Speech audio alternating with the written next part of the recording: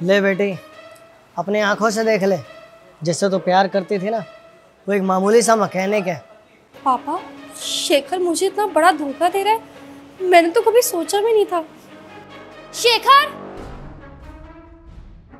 काव्या,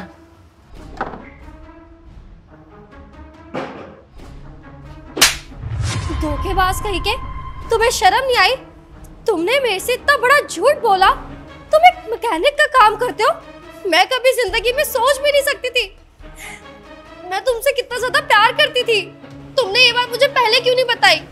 यार तुमने कभी पूछा नहीं, बस इसलिए नहीं बताया। मुझे लगा तुम्हें पता होगा। अब समझ आ रहा है मुझे, ये सारी महंगी महंगी गाड़ियां कहाँ से आती थी। अरे मुझे लगा तुम पैसे वाले हो, लेकिन अब समझ आ रहा है कि ये गाड़ियां तो तुम ठीक करते थे और मुझे इम्प्रेस करने के लिए तुम ये सारी गाड़ियां ले आते थे। इसका मतलब तुम्हारी वो सारी गाड़ियां नहीं थी, तुम तो एक मामूली से मैकेनिक हो। हाँ, मेरे पास खुद की एक भी गाड़ी नहीं है। मेरे पास गाड़ियाँ ठीक होने के लिए आती थी, मैं उन्हें ले आता था ताकि मैं तुम्हें घुमा सकूं। अरे वो तो अच्छा हुआ कि पापा तुम्हारी असलियत मेरी आंखों के सामने ले आए, अरे वरना मेरी तो पूरी जिंदगी बर्बाद हो जाती। ले बेटा, और कर ले इससे शादी। ऐसे लड़कों को मैं अच्छी तरह जानता हूँ, ये सिर्फ अमीर घर की लड़कियाँ पटाते हैं और उनकी ज़िंदगी बर्बाद करते हैं। तेरी शादी अगर इससे हो गई ना, तो तेरी ज़िंदगी भी बर्बाद हो जाएगी। देखिए अंकल जी, मैं आपकी बेटी से बहुत ज़्यादा प्यार करता हूँ, मैं शादी करना चाहता हूँ उससे। तुझे क्या लगता है मैं अपनी बेटी की शादी तुझसे करवा दूंगा? इतना बेवकूफ़ लगता हूँ क्या मैं तुझे? देखिए अंकल, अगर ये मेरे साथ रहेगी तो बहुत खुश रहेगी। खुश? और तुम्हारे साथ? अरे बिल्कुल भी नहीं। और कोई प्यार व्यार नहीं करती थी मैं तुमसे। प्यार मेरे लिए पैसा था जो अब तुम्हारे पास नहीं है, तो तुमसे शादी करके मैं क्यों अपनी जिंदगी बर्बाद करूं? तो तुमने सोच भी कैसी लिया? तुम्हारे साथ झुकी झोपड़ी में रहूंगी मैं? तो भाड़ में जाओ तुम। पापा चलो, जिसकी शक्ल तक नहीं देखनी। काव्या, काव्या। सर चले गए हो, ये लीजिए। लेकिन सर ये सब ड्रामा करने की क्या जरूरत थी? क्योंकि मैं इससे शादी करना चाहता था, पर अफसोस ये मेरे साथ रहने लायक ही नहीं है। चलो।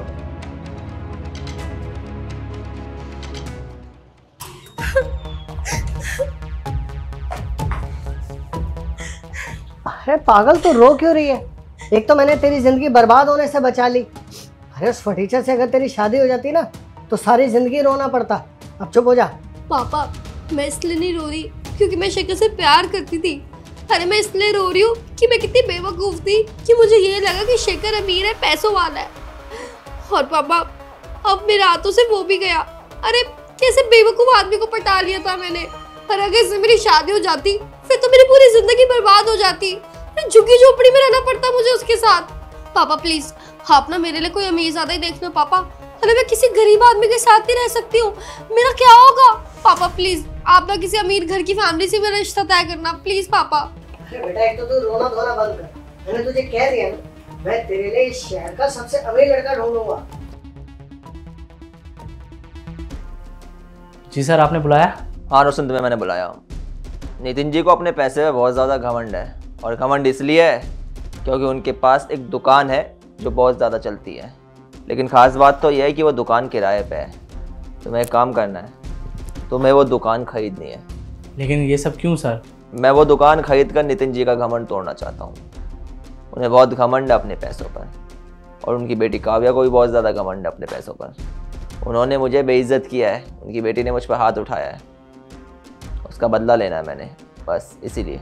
ठीक है सर, मैं अभी उनके ओनर से बात करके उस दुकान को खरीद लेता हूँ। ठीक है, तुम जल्दी जाओ और दुकान खरीदने की खुशखबरी लेकर ही आना। नोटिस नितिन जी के घर भी पहुँचा देना। ठीक है सर।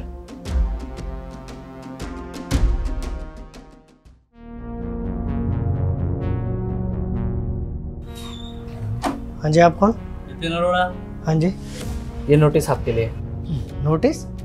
किस चीज़ का नोटिस है ये? आपके पास सिर्फ 2 महीने का टाइम है। 2 महीने के अंदर अपनी दुकान खाली कर दो। अरे क्या बकवास कर रहे हैं आप? इस बारे में मेरे मालिक ने मुझे कुछ भी नहीं बताया।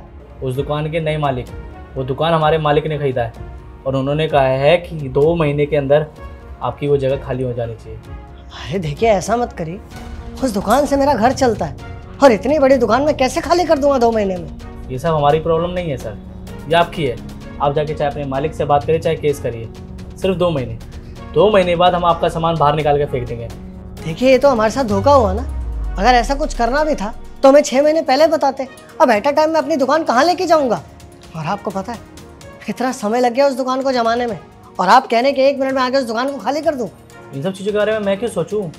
मैंने क्या आप लोगों का ठेका ले रखा है? मेरे को जितना कहा गया है उतना मैं कर रहा हूँ। आप अपने मालिक से बात करिए, मैं उनको फालतू किराया दे दूँगा। मेरी बात करिए उनसे। अगर आपको मेरे सर से बात करनी है तो इसमें उनका एड्रेस है, आप जाओ और जाके मिल लो। लेकिन हाँ, अगर उन्होंने कहा कि 2 महीने में दुकान खाली होनी चाहिए तो कर देना। अरे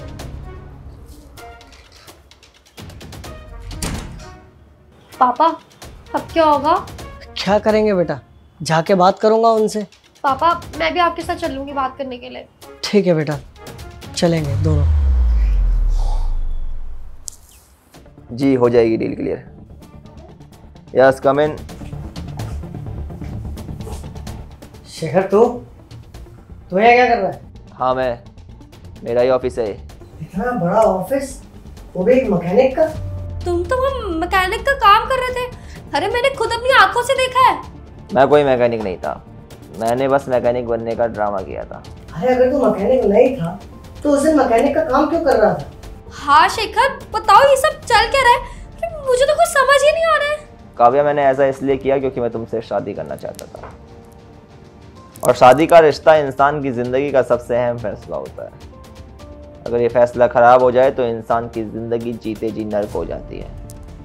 इसलिए मैंने सोचा कि शादी करने से पहले क्यों ना तुम्हारा टेस्ट ले लिया जाए। और मुझे बड़ा अफसोस हो रहा है ये बताते हुए कि मेरी मोहब्बत फेल हो गई टेस्ट में। और फेल इसलिए हुई है क्योंकि तुम्हें सिर्फ पैसे से प्यार है। जीवन सदैव एक सा नहीं चलता है अंकल जी, उतार चढ़ाव जीवन के हिस्से होते हैं। कभी इंसान के पास हो सकता है अत्यधिक पैसा हो, और कभी ऐसा भी हो सकता है कि इंसान को नुकसान हो जाए और पैसों की कमी हो जाए। आप तो अनुभव वाले हैं, आपको तो ये बातें अच्छे से पता होनी चाहिए। लेकिन आपने अपने अनुभवों को साइड रखकर अपनी बेटी को कैसे संस्कार दिए हैं? आप इसे ये चीज़ सिखा रहे हैं कि पैसा ही सर्वोपरि है। अरे जब पैसा सर्वोपरि होता है तो कहीं ना कहीं संस्कार पीछे छूट जाते हैं, और जब संस्कार पीछे छूट जाते हैं तो फिर इंसान रिश्तों की अहमियत को समझता ही नहीं है।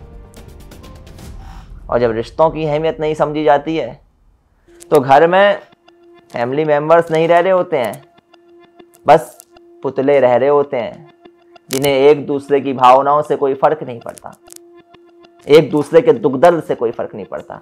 परिवार तो वो होता है ना जो इंसान को उसके बुरे वक्त में भी मोटिवेट करता है, और अगर अच्छा वक्त होता है तो पूरा परिवार अच्छे से सेलिब्रेट करता है। ऐसा लगता है मानो कि खुशी के समय पर परिवार में हर दिन त्योहार जैसा है।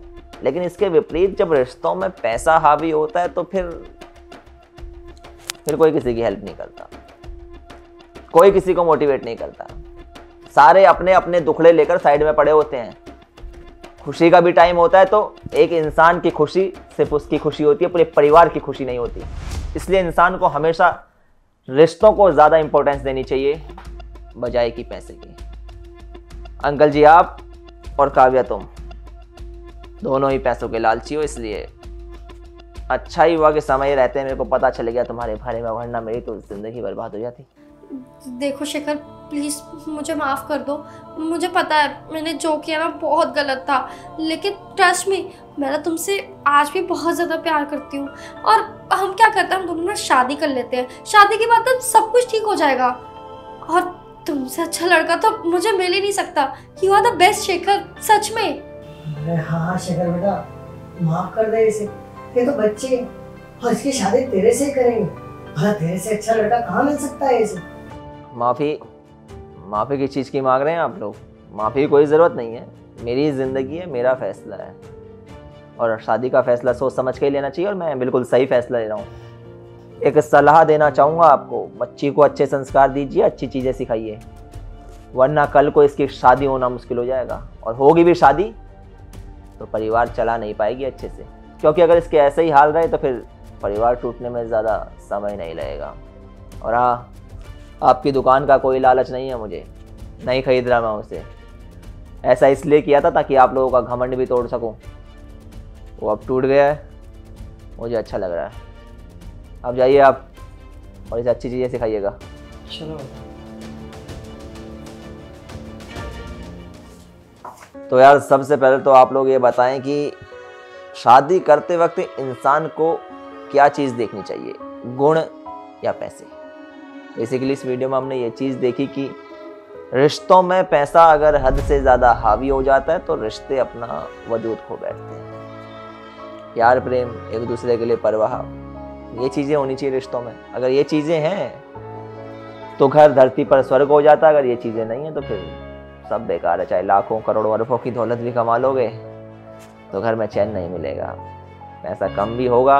अगर रिश्ते अच्छे होंगे, एक दूसरे को समझने वाले होंगे तो फिर ज़िंदगी में सुकून होगा, और ज़िंदगी में सुकून की तो लड़ाई है। वीडियो पसंद आई, वीडियो का मैसेज पसंद आया तो हमें सपोर्ट कीजिए। मिलते हैं आप सभी लोगों से जल्द एक नई वीडियो में एक नई स्टोरी के साथ।